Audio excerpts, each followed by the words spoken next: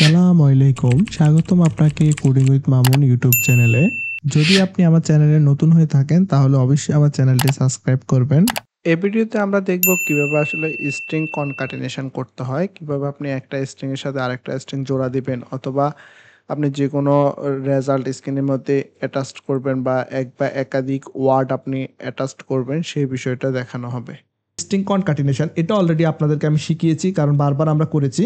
ধরেন সাপোজ এখানে আমি এক্সাম্পলটা দেখাচ্ছি, সেটা হলো যে স্ট্রিং ফার্স্ট নেম একটা নেম নিয়েছি, এখন লাস্ট নেম নিয়েছি, আমরা দুইটাকে জোড়া দেবো।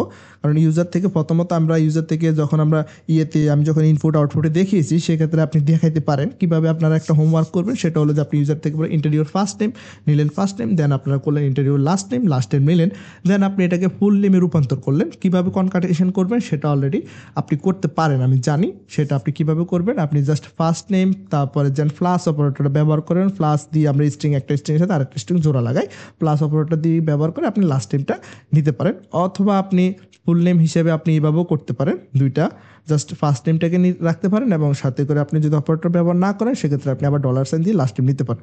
দুইটা হয়তো আপনি কনকাটেশনটা করতে পারেন।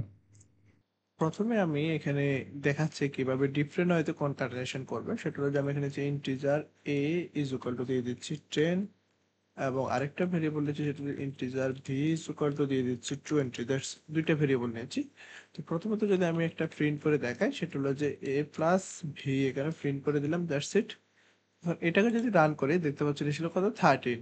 আবার দেখেন আরেকটা হয়তো যদি আমি প্রিন্ট করি, প্রিন্ট স্টেটমেন্টে জাস্ট আমি লিখে দিচ্ছি a plus V is equal to, then আমি কনকাটেনেশন করে আবার দিয়ে দিচ্ছি a প্লাস ভি। দেখেন দুইটাই কিন্তু করেছি, কিন্তু নিচেরটা কিন্তু আমার রাইট ওয়ে, কারণ দেখতে পাচ্ছি a plus B is equal to 30। সেক্ষেত্রে আমার ইউজার কিন্তু সেটা বুঝতে পারতেছে যে এটা হলো একটা রাইট অ্যাপ্রোচ ওয়ে, ঠিক আছে।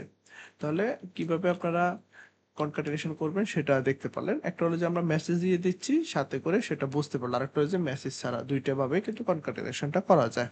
তাহলে আপনারা সবসময় মেসেজ দিয়ে কনকাটেনেশন করবেন, তাহলে সেটা বুঝতে সুবিধা হবে। ধন্যবাদ।